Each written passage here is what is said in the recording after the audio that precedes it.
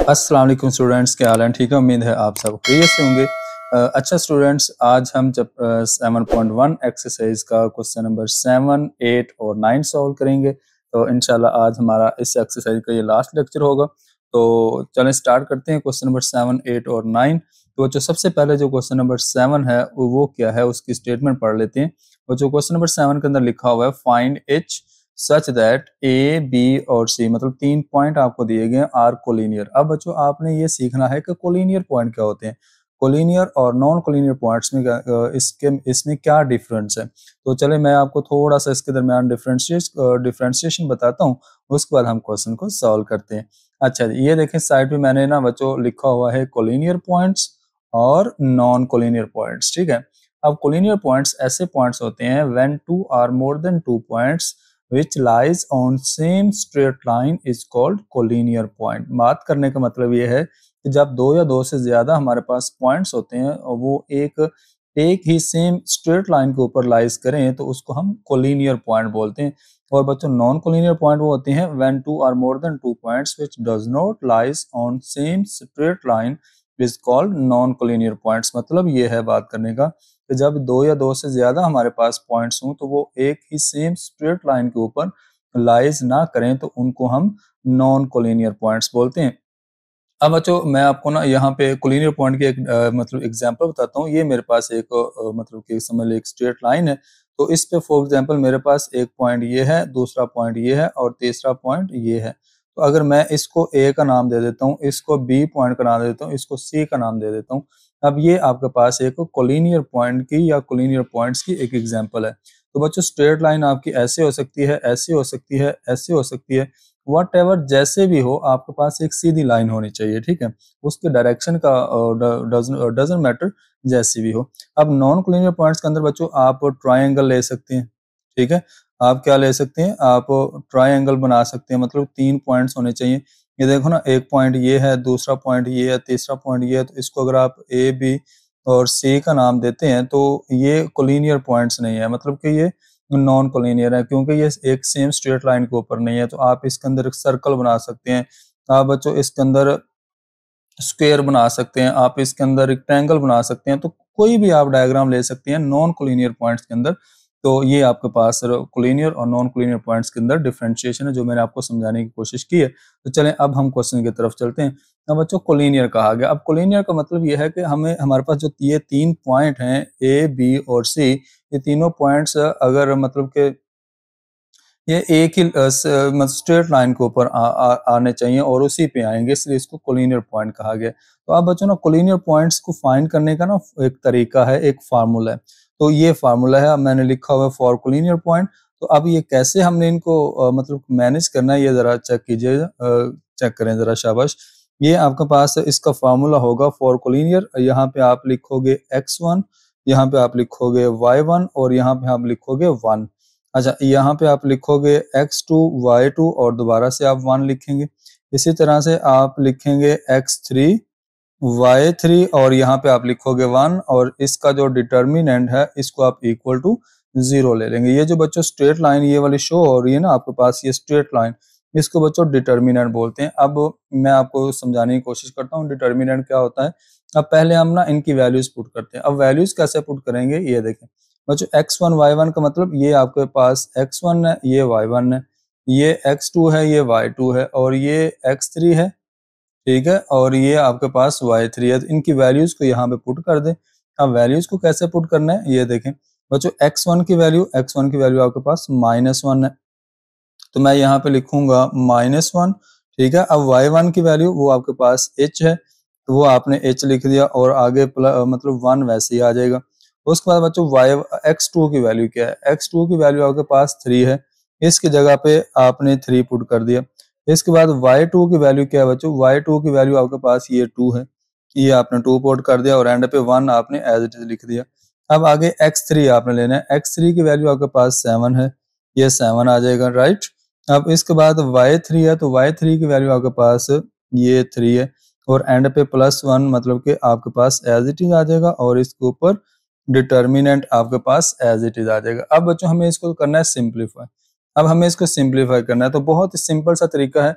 आप लोगों के लिए है तो थोड़ा न्यू मेथड है, लेकिन नया तरीका है, लेकिन परेशान नहीं होना। सबसे पहले आपने क्या करना है, आपने इसको लिखना है। अब देखो बच्चों, लिखना कैसे है।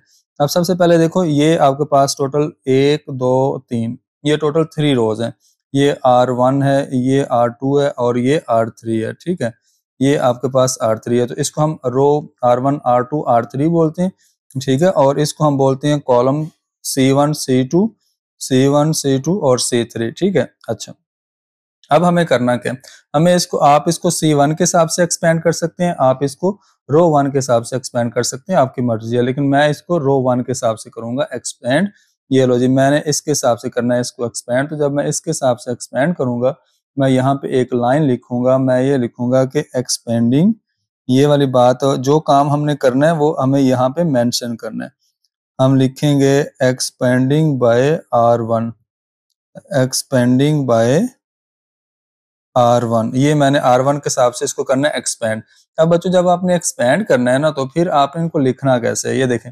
सबसे पहली वैल्यू आपके पास है -1, तो आपने -1 वैसे ही लिख दिया, इसको आपने ब्रैकेट में ले लिया। दोबारा से आप डिटर्मिनेंट यहाँ पे लगाएंगे, ठीक है, आपने ये लगा दिया डिटर्मिनेंट। अब इसके बाद क्या है, अब ये जो आपने डिटर्मिनेंट लगाया है ना, उसके उसके मतलब इस साइड पे दाएं बाएं आपने सारी वैल्यूज को छोड़ देना है, ठीक है। अगर ऐसे ऊपर भी होती है तो ऐसे भी होती है, तो ये आपने सारी वैल्यूज इनको छोड़ देनी थी। मतलब कि समझ लेके आपने, ये जो प्लस का निशान बनता है ना, प्लस का निशान, तो ये अगर आपके पास ये वाली वैल्यू है, तो इसको इस साइड से भी, इस साइड से भी, इस साइड से सारी वैल्यूज हमें छोड़नी होती हैं। बाकी जो सी वैल्यू बचेगी वो आप लिखोगे, ये वाली बाकी 4 वैल्यूज बचेंगी, ये वाली, इसको हम यहाँ पे लिखेंगे, इसको हम लिखेंगे 2 1 3 और 1, ठीक हो गया। ये हमने लिख दिया यहाँ पे। अब बाद में आएगा माइनस, ठीक है। पहली वैल्यू के साथ बच्चों प्लस लेते होते हैं, ठीक है, पहली वैल्यू के साथ प्लस लेते होते हैं, दूसरी वैल्यू के साथ माइनस लेंगे। अब इसको मैं यहाँ से कर रहा हूँ रिमूव सारी वैल्यूज को, ठीक है। अच्छा, अब हमने लेना है एच। अब दूसरी वैल्यू रो के अंदर क्या है, वो है एच आपके पास। तो मैंने एच लिया यहाँ पे और इसको मैंने ब्रैकेट में रखा, दोबारा से डिटर्मिनर लेंगे। अब देखें, ये वाली वैल्यू ना, इसके नीचे वाले भी और इसके ये वाले साइड पे भी सारी वैल्यूज हम क्या कर देंगे, छोड़ देंगे। बाकी आपके पास 3 7 और 1 1 बचेगा, उसको हम लिखेंगे यहाँ पे 3 7 1 और 1। तो उसके बाद नेक्स्ट देखें, ये भी हमारा हो गया। अच्छा, अब बाद में क्या, ये आपके पास लास्ट पे रह गया प्लस, मतलब कि 1। अब लास्ट वाली वैल्यू को हम प्लस के फॉर्म में लेंगे।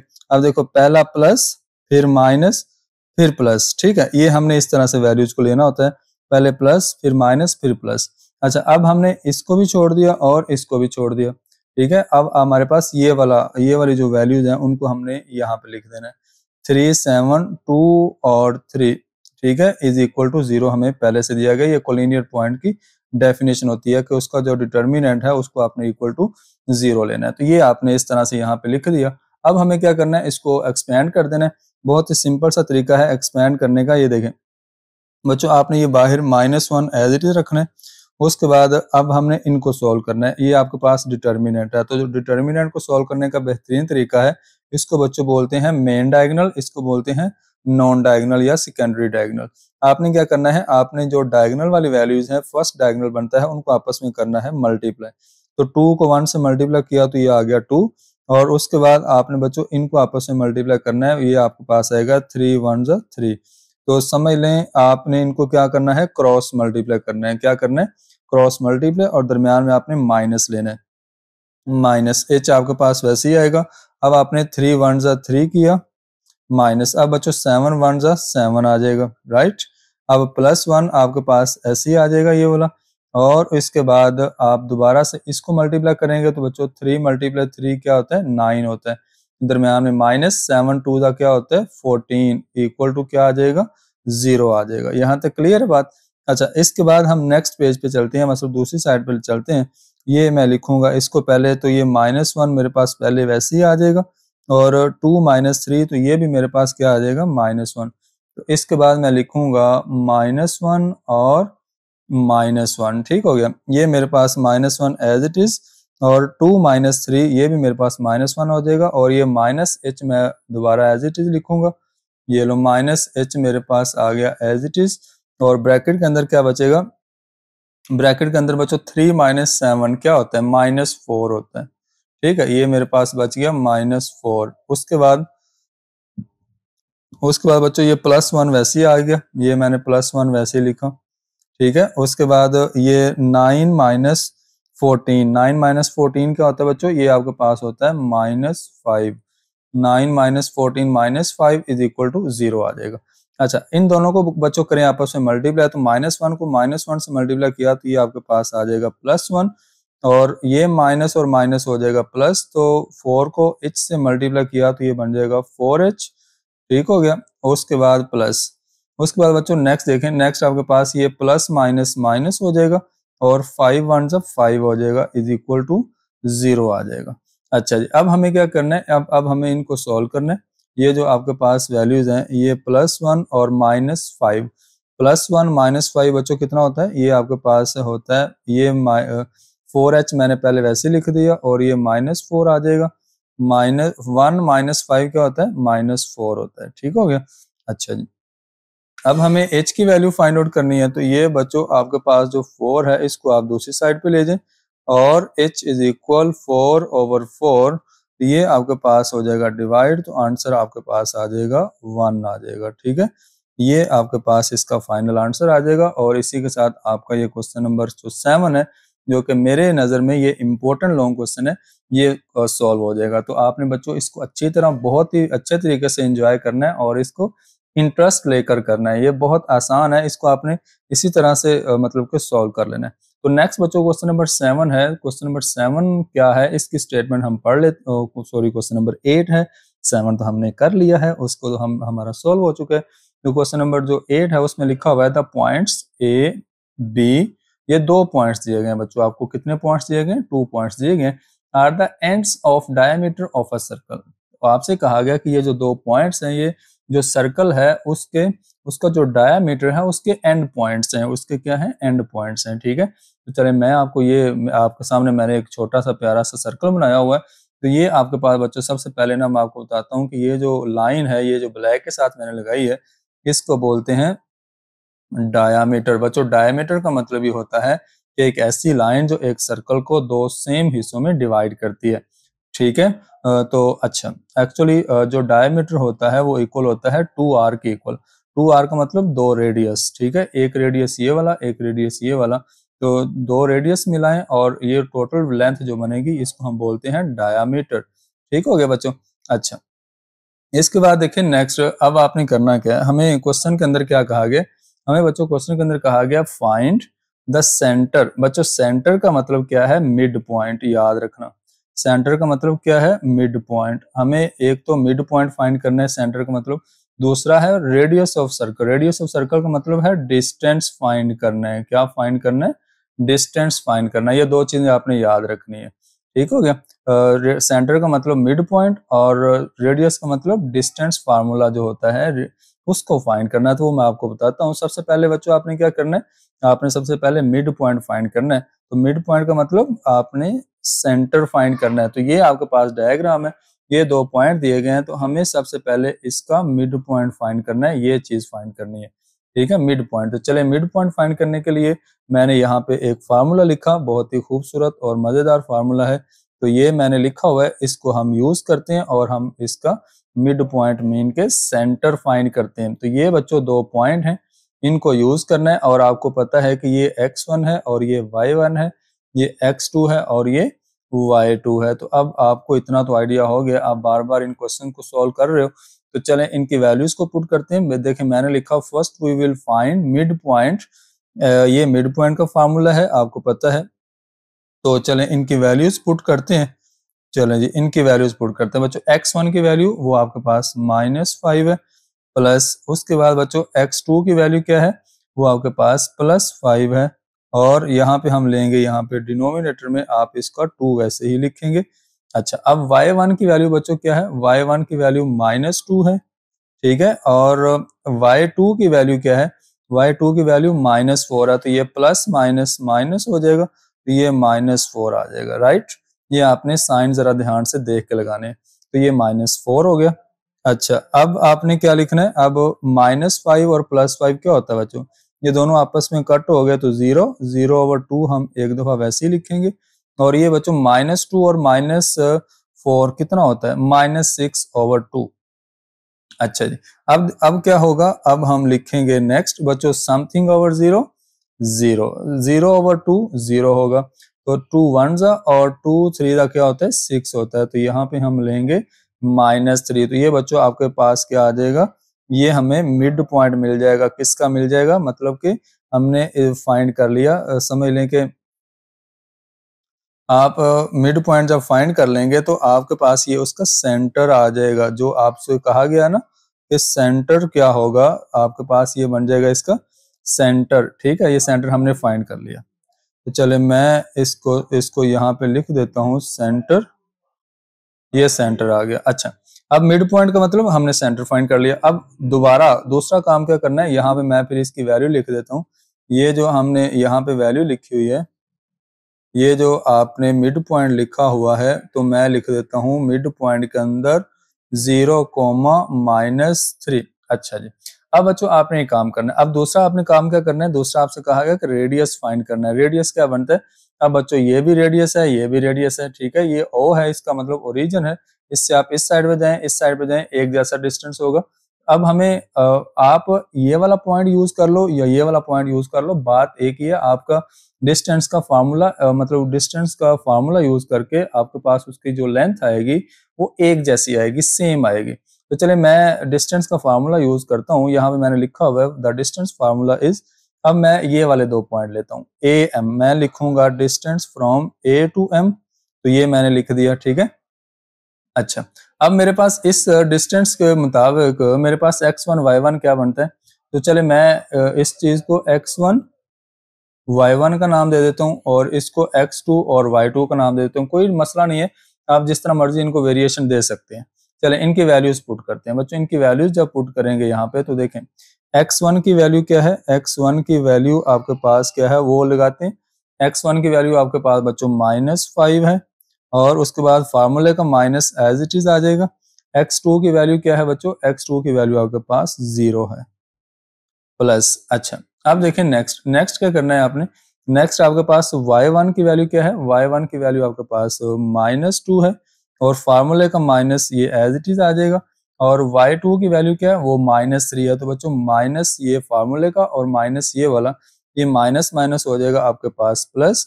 तो यहाँ पे हम लगाएंगे +3, राइट, ये हमने लगा दिया +3 के साथ, माइनस माइनस प्लस कर दिया। अच्छा, अब नेक्स्ट देखें, नेक्स्ट बच्चों आपने क्या करना है, ये आप सॉल्व करेंगे -5 -0, तो आपको मिलेगा -5, और उसके बाद -2 + 1 -2 + 3, तो आपको मिलेगा +1। ठीक हो गया। अच्छा, अब आपने बच्चों -5 का स्क्वायर फाइंड करना है, मतलब माइनस आपका खत्म हो जाएगा। 5 का स्क्वायर क्या होता है, 25 होता है। उसके बाद 1 का स्क्वायर क्या होता है, 1 होता है। तो ये आपके पास आ जाएगा 26। टोटल क्या आ जाएगा बच्चों, 26 आ जाएगा। और इस साइड पे हम लिखेंगे distance from A to M, मतलब ये हमारे पास जो डिस्टेंस है वो हमारे पास आ जाएगा 26 का स्क्वायर रूट। तो ये हमारा क्वेश्चन हो जाएगा सॉल्व। और हम यहाँ पे लिख देंगे सो द डिस्टेंस इज, या आप लिखेंगे सो द रेडियस, या आप लिख लेंगे सो रेडियस, रेडियस इज √26। ये आपके पास बच्चों इसका आंसर आ जाएगा। ठीक है, लास्ट पे सिर्फ एक क्वेश्चन हमारा बाकी है, फिर आपके पास ये लेक्चर खत्म हो जाएगा और ये एक्सरसाइज भी खत्म हो जाएगी। अच्छा जी, क्वेश्चन नंबर बच्चों 9 ये है, आपसे कहा गया फाइंड एच, आपने एच की वैल्यू फाइंड करनी है such that points A B C, आपको 3 पॉइंट दिए गए, are vertices of a right angle triangle at the vertex A. Right angle जो है वो वर्टेक्स ए पे है। बच्चों याद करें, आपने लास्ट वीडियो के अंदर पिछले लेक्चर के अंदर भी मैंने सेम इस तरह का क्वेश्चन सोल्व करवाया, सेम टू सेम। तो उसमें भी आपने एक एंगल मतलब के जो 90 का एंगल था वो ए वर्टेक्स पे बनाना था, और 3 पॉइंट आपको दिए गए थे जिसमें आपने एच की वैल्यू फाइंड करनी थी। तो सेम काम करना था, तो उसी के मुताबिक हम उसी कॉन्सेप्ट को यूज करते हुए मैं यहाँ पे आपको थोड़ा सा एक्सप्लेन करता हूँ। बच्चों आपसे कहा गया कि ए वर्टेक्स जो है उस पे आपने 90 का एंगल बनाना है। तो ये लो मैंने ए वर्टेक्स पे 90 का एंगल बना दिया। ठीक है, अब जहाँ पे 90 का एंगल है उसकी ऑपोजिट साइड जो होगी उसको हम बोलते हैं हाइपोटेनियस। ठीक है, और ये परपेंडिकुलर, और इसको हम बोलते हैं बेस, राइट। अच्छा, इसके मुताबिक हमारे पास क्या बनेगा, हाइपोटेनियस हाइपोटेन्यूज की वैल्यू जो बनेगी वो बच्चों बनेगी बी टू सी। इसका मतलब हम लिखेंगे यहाँ पे डिस्टेंस फ्रॉम बी टू सी का होल स्क्वायर, ठीक है, और उसके बाद इज इक्वल लगाएंगे। और अब इसके बाद क्या लिखेंगे, परपेंडिकुलर। अब परपेंडिकुलर क्या बनता है बच्चों, परपेंडिकुलर की लेंथ ये है और ये आपके पास बनेगी ए टू सी। आप लिखोगे डिस्टेंस फ्रॉम ए टू सी का होल स्क्वायर प्लस, अब उसके बाद बच्चों क्या होगा, उसके बाद आपके पास बेस क्या है, तो बेस आपके पास ये है जो कि ए और बी है। हम लिखेंगे distance from A to B का होल स्क्वायर। बच्चों एक्चुअली हमने करना क्या है, एक्चुअली हमने इनके डिस्टेंस निकालने हैं, A B, A C, B C, ठीक है, ये वाला डिस्टेंस निकालने हैं और इनकी वैल्यूज को यहाँ पे पुट करना है। उसके बाद हमने h की वैल्यू फाइंड करनी है, बस ये काम है और इसमें जरा भी मुश्किल काम नहीं है और इतनी आप लोगों की प्रैक्टिस है, आप पीछे काम ये सारा कर रहे हो। इसी तरह से बच्चों हम इनकी क्या करेंगे, अब फाइंड करेंगे, डिस्टेंस फाइंड करेंगे। तो डिस्टेंस फाइंड करने के लिए मैंने पहले ए बी का डिस्टेंस फाइंड करना है, तो मैं ए बी का 2 पॉइंट्स यूज करूंगा। अब मैंने बी सी का डिस्टेंस फाइंड करना है तो बी सी वाले 2 पॉइंट यूज करूंगा। अब मैंने ए सी का डिस्टेंस फाइंड करना है तो मैं ए सी के जो ए सी पॉइंट है ये वाले पॉइंट्स यूज करूंगा, राइट। तो चलें अब बच्चों हमने क्या करना है, इनके डिस्टेंस फाइंड करने हैं। तो अब हमें x1 y1 का पता होना चाहिए। ये आपके पास x1 है, ये y1 है, ये x2 है, ये y2 है, ये x1 है, ये y2 है, ये x2 है, ये y2 है। इसी तरह से बच्चों हम इसको बोलेंगे x1 y1 और इसको बोलेंगे x2 और y2। तो इतना काम करने के बाद हम इनकी वैल्यूज को करेंगे रिप्लेस फार्मूले के अंदर और हम इसको एंजॉय कर लेंगे, मतलब इसकी वैल्यूज फाइंड कर लेंगे। बहुत ही आसान है। ये देखें बच्चों क्या होगा, x1 की वैल्यू हमारे पास है h, उसके बाद माइनस बच्चों x2 की वैल्यू आपके पास 2 है, तो ये मेरे पास आएगा h माइनस 2 का होल स्क्वायर। अच्छा, उसके बाद बच्चों y1 की वैल्यू क्या है, वो आपके पास 1 है, और y2 की वैल्यू क्या है बच्चों, y1 की वैल्यू में सॉरी y2 की वैल्यू मेरे पास 7 है, ये मेरे पास आ जाएगा 7। अच्छा, अब हम एक काम करते हैं यहाँ पे बच्चों, मैं ना यहाँ पे ना इसका फार्मूला ओपन करता हूँ। अभी इस फार्मूला ओपन कर लेते हैं, h माइनस 2 का होल स्क्वायर। अब बच्चों h आपके पास a है और 2 आपके पास b है, इसके मुताबिक मैं यहाँ पे फार्मूला ओपन करूंगा। ये जरा चेक कीजिएगा बच्चों, h का होल स्क्वायर, दरम्यान में माइनस है तो -2 फार्मूले का, first term h, second term आपके पास 2 है, ठीक है, उसके बाद प्लस आएगा और b का स्क्वायर का मतलब 2 का स्क्वायर। तो ये मैंने यहाँ पे इसका फार्मूला खोला, इसका क्या किया, फार्मूला ओपन किया। आपको आइडिया हो गया होगा कैसे फार्मूला खोला है। अच्छा, उसके बाद इसको सॉल्व कर लेते हैं बच्चों। लास्ट पे क्या आएगा, लास्ट पे आएगा 1 माइनस 7, तो ये आपके पास आएगा -6 का होल स्क्वायर आ जाएगा। क्या आ जाएगा, -6 का होल स्क्वायर आ जाएगा, राइट। कोई मसला है, कोई बात ना समझ आए तो मुझे आपने लाजमी बतानी है। मेरा नहीं ख्याल का कोई भी इशू होगा आपको, क्योंकि बहुत सिंपल सा काम है। अच्छा, ये बच्चों आप लिखोगे h का स्क्वायर माइनस, इनको मल्टीप्लाई करेंगे 2 टू द 4, तो ये 4h बन जाएगा। इन तीनों को हम इकट्ठा करेंगे और उसके बाद बच्चों 2 की पावर 2 होता है 4। उसके बाद बच्चों ये -6 का स्क्वायर, माइनस खत्म हो जाएगा और 6 का स्क्वायर आपके पास क्या आएगा, 36 आएगा, और ऊपर हम स्क्वायर रूट इसका एज इट इज ले लेंगे, ठीक है। अच्छा जी, इसको मजीद सिंप्लीफाई कर लेते हैं बच्चों, ये इन दोनों को ऐड कर लेते हैं। 4 और 36 को हमने ऐड किया, h square minus 4h as it is, और इन दोनों को ऐड किया तो ये आपके पास आ जाएगा +40, ठीक हो गया। अच्छा, इस साइड में हमारे पास क्या है बच्चों, distance from a to b, ये है, ठीक है, a टू b। अब हमें करना क्या है, हमें इसका स्क्वायर लेना है। इसका जब स्क्वायर लेंगे तो आपके पास बच्चों, इसका जब स्क्वायर लेने से मैं यहाँ पे भी स्क्वायर लूंगा और दूसरी साइड पे भी मैं क्या लूंगा, इसका स्क्वायर लूंगा। आपने लिख लेना है taking square on both side, तो हम इस तरह से करेंगे स्क्वायर, और ये स्क्वायर स्क्वायर रूट से कट हो जाएगा। तो मेरे पास जो a टू b है, distance from a to b का स्क्वायर, ये आएगा h square minus 4h plus 40। ये वाली बच्चों मेरे पास वैल्यू आएगी ये, ठीक है। a टू b का जो डिस्टेंस है वो मेरे पास ये आएगा, इसको हम बाद में लिखते हैं। ये हमारा एक डिस्टेंस हो गया। अब दूसरा डिस्टेंस फाइंड कर लेते हैं। दूसरा डिस्टेंस मेरे पास है b टू c का, तो b टू c का डिस्टेंस फाइंड करते हैं, जो कि बहुत ही मजेदार होगा। ये देखिएगा बच्चों, ये देखें, बहुत ही जबरदस्त हो गया। अच्छा, x1 की वैल्यू 2 है, x1 की वैल्यू मेरे पास 2 आ गई और x2 की वैल्यू -6 है और ये फार्मूले का माइनस माइनस माइनस बच्चों आपके पास हो जाएगा प्लस, ये आपके पास आ जाएगा यहाँ पे +6। अच्छा, इसके बाद y1 की वैल्यू सॉरी ये मेरे पास y1 है। बताया क्यों नहीं? बताना था चाणमखनो, इस तरह की मिस्टेक बता देते होते हैं। अच्छा चलें, खैर कोई मसला नहीं, बिजी होंगे आप भी। y1 की वैल्यू आपके पास 7 है, ठीक है, y1 की वैल्यू 7 और उसके बाद बच्चों क्या है, y2 की वैल्यू -7 है, तो फार्मूले का माइनस और वो वाला माइनस, ये बच्चों आ जाएगा आपके पास +7 हो जाएगा, ठीक है। ये माइनस माइनस हो गया प्लस, तो ये हमने इस तरह से लिख दिया। चलें, अब हम क्या करेंगे बच्चों, 2 + 6 कितना होता है, ये होता है 8 होता है, और 7 + 7 क्या होता है, ये आपके पास होता है 14, ये 14 का स्क्वायर आ जाएगा। इसी तरह से अब हम लिख लेंगे बच्चों, इसको लिखेंगे 8 का स्क्वायर क्या होता है, ये होता है 64। बच्चों 14 का स्क्वायर क्या होता है, ये आपके पास होता है 196। तो 196 में जब आप 196 में जब आप 64 को ऐड करेंगे तो ये बच्चों आपके पास आ जाएगा 260। क्या आ जाएगा, 260 का स्क्वायर रूट, और इस साइड पे हम लिखेंगे डिस्टेंस फ्रॉम बी टू सी। तो आपने ये दोनों साइड पे इसका बच्चों स्क्वायर ले लेना है, इधर भी स्क्वायर ले लें और आप इसका इस साइड पे भी ले लें स्क्वायर। तो आप लिखें taking square on both side, तो ये स्क्वायर रूट से कट कर देंगे और आपके पास फाइनली जो बी टू सी का स्क्वायर आएगा, डिस्टेंस फ्रॉम बी टू सी का स्क्वायर इज इक्वल टू 60। ठीक हो गया, ये आपके पास इसका आंसर आ जाएगा।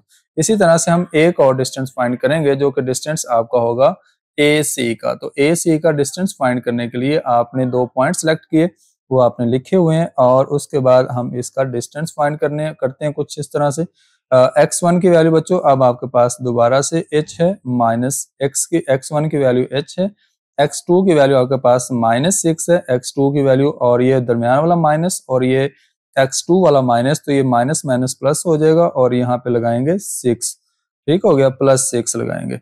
अच्छा, अब इसके बाद प्लस, अब y1 की वैल्यू क्या है, y1 की वैल्यू 1 है, और y2 की वैल्यू बच्चों क्या है, y2 की वैल्यू -7 है, तो माइनस माइनस प्लस हो जाएगा और ये आपके पास आ जाएगा 7 आ जाएगा, +7। ठीक है, ये आपके पास इसका आ जाएगा आंसर। और इसको बच्चों देखें, अब यहाँ पे मैं इसका फार्मूला खोलने लगा हूँ। फार्मूला कैसे खुलेगा ये जरा गौर कीजिएगा। h आपके पास फर्स्ट टर्म है और 6 आपके पास सेकंड टर्म है, मतलब बी टर्म है, तो अब प्लस का फार्मूला लगेगा, फार्मूला सेम यूज करेंगे, h² + 2 फार्मूले का, first term h, second term 6 + 6 का स्क्वायर मतलब b का स्क्वायर। ये हमने इतना क्या किया, फार्मूला खोला इसका। ठीक है, अब आपको इतना क्लियर हो गया। और ये 1 + 7 कितना होता है, ये बच्चों आपके पास बन जाएगा 8, तो ये 8 का स्क्वायर आ जाएगा, और ऊपर स्क्वायर रूट हम सारा का सारा एज इट इज रखेंगे।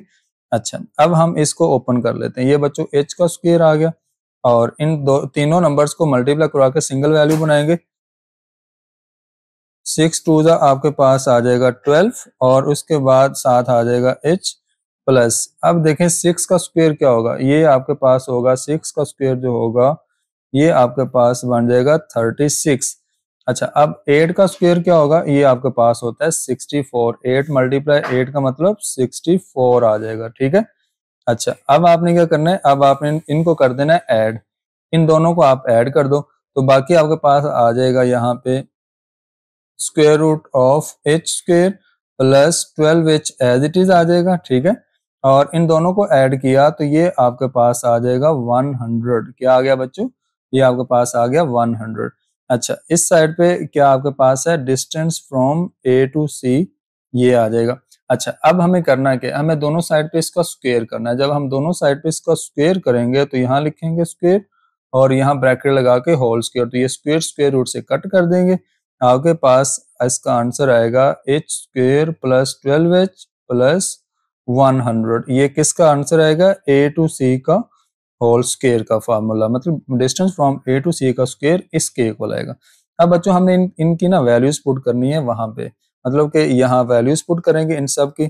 ये लो जी, यहाँ पे बच्चों वैल्यूज को हमने करना है पुट। तो सबसे पहले मेरे पास जो b टू c का डिस्टेंस है वो क्या है, वो हम देख लेते हैं। b टू c का डिस्टेंस बच्चों मेरे पास 260 है, ये लो जी, मैंने इसकी जगह पे लगा दिया 260, राइट। अब इक्वल लगाएंगे। अब ए टू सी का आंसर क्या है? ए टू सी का आंसर बच्चों मेरे पास ये वाला है। ए टू सी का आंसर है H square plus 12h plus 100। ये आपके पास आएगा एच